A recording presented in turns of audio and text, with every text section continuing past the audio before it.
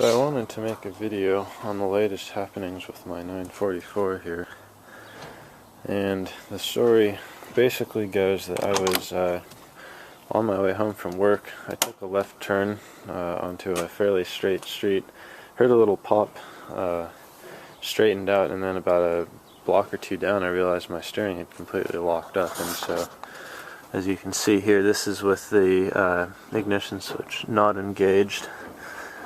There's just nothing, and you can kind of see the wheels will move ever so slightly. I don't know if that's a good angle.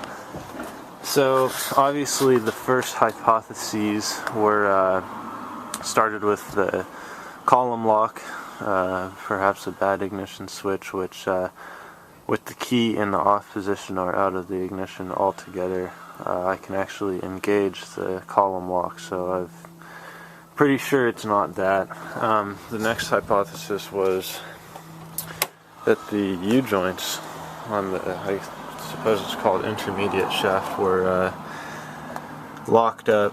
There you can see the intermediate shaft. It does have a little bit of play, but not enough in my opinion for it to be locked like that badly, and with the little movement it does have, it does appear that they're actuating correctly. I can kind of move the wheel here, I think, and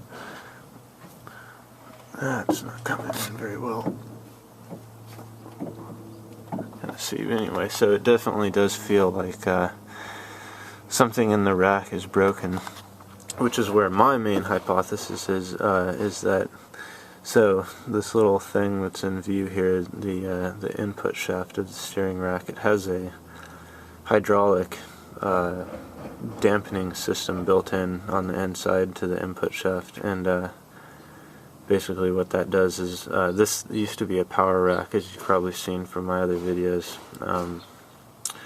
I converted it to a manual rack, and part of that is taking that damping system and actually canceling it out so it no longer moves, because if you run a manual rack with a dry damping system, you'll just have a bunch of play, and it'll be sloppy. So my hypothesis is there's a very small bolt that holds in a plate that kind of crushes down these two little caps that are either side of the damping system, one for right turning movement and one for left turning movement, basically. And my hypothesis is either that bolt broke or backed out, causing washers and caps to get loose, or the little strip of metal that holds down the two caps actually broke due to like steering stress. So I'm going to pull the rack out and see what's going on in there. Here we go.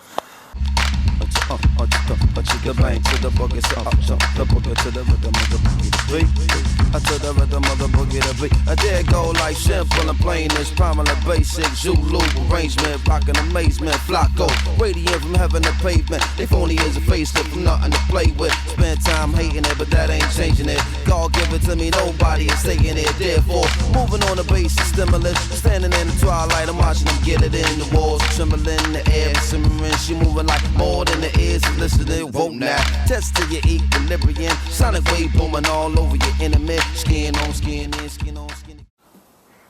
So yeah, the rack does stop at certain points here, so it does definitely feel like it is something inside here. Yeah, put it on, get it off, get on, get it in. Ladies and gentlemen, misters and mistresses, cousin, uncle, aunt, and synonym. Here it is, Boogeyman. Huh. Simmer down, simmer down, simmer down now. Simmer down now, simmer down now. Simmer down, quiet dog by heart, my God. Sit and the rocket don't stop. Brooklyn in the kitchen, heat up the stove top. Bay in the Empire State, they're navigating the way. Your preservation make the greatest hip hop. They cool dudes, swagger, love, charity, corny. They flow so petty, unsteady, it's boring. These dudes ain't dope, but they on it. They need to get off it. So whack is all you can call it. Therefore, moving on to depth of stimulus. Regardless what zone or what town you represent, a bulletin to all of your settlements. Tower to tenement.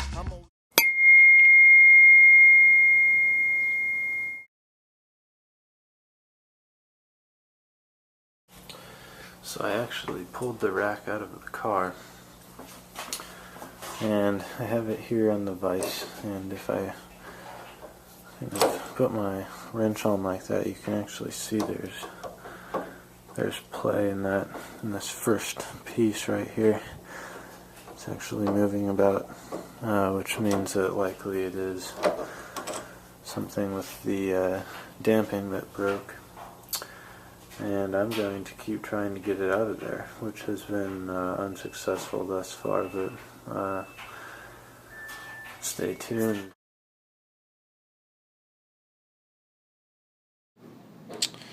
So I finally got the input shaft out, and here you see what really was going down in there. So basically what we have here is this little plate here holds these two caps, and there's one here and here's another one with some washers stacked in it, and they actually sit inside these little holes right here.